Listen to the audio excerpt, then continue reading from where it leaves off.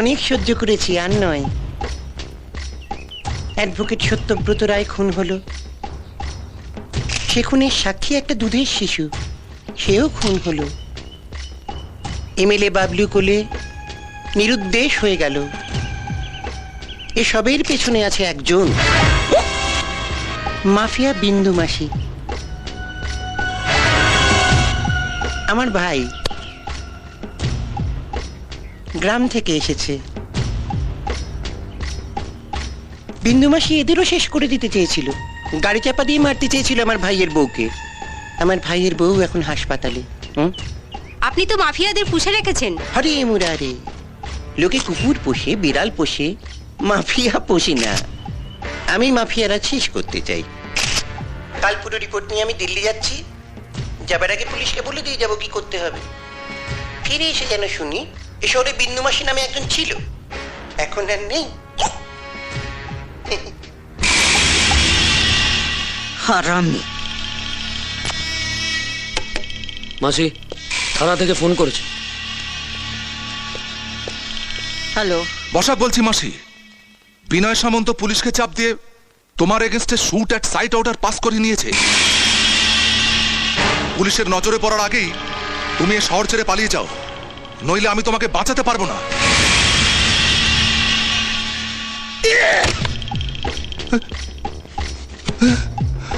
আমার কিছু হবে না তো?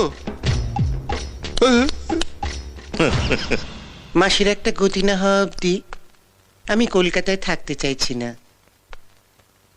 না, বাড়িতে টিকিট নিয়ে আসতে হবে না, এয়ারপোর্টে দাঁড়িয়ে থাকো, আমি 15 মিনিটের মধ্যে পৌঁছচ্ছি।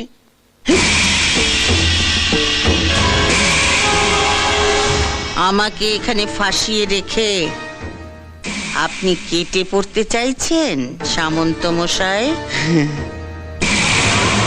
আমি মাফিয়া হলে আপনিও এক কাট্টা কম নন। মাঝে মাঝে আমি তোমায় ভালোবেসে কেন আকাট বলি জানো? এই জন্য।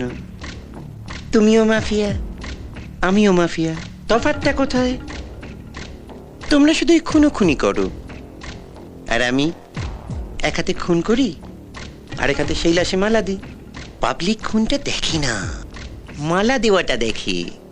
তাই আমি ধোয়া তুলসী পাতা, আর তুমি পচা বেল পাতা। দিল্লি থেকে ফিরে এসে তোমার খবর নেব। দেখো, যদি বেঁচে থাকো আবার দেখা হবে। আপনি দিল্লি যাচ্ছেন না সামন্ত মশাই? আপনার জন্য আমি শ্মশানের টিকিট নিয়ে দাঁড়িয়ে আছি।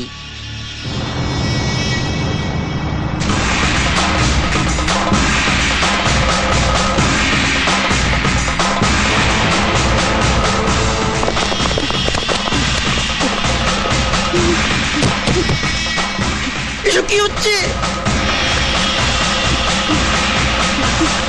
মাসি, মাসি না। বাঁচলে একসঙ্গে বাঁচবো, ফাঁসলে একসঙ্গে ফাঁসবো।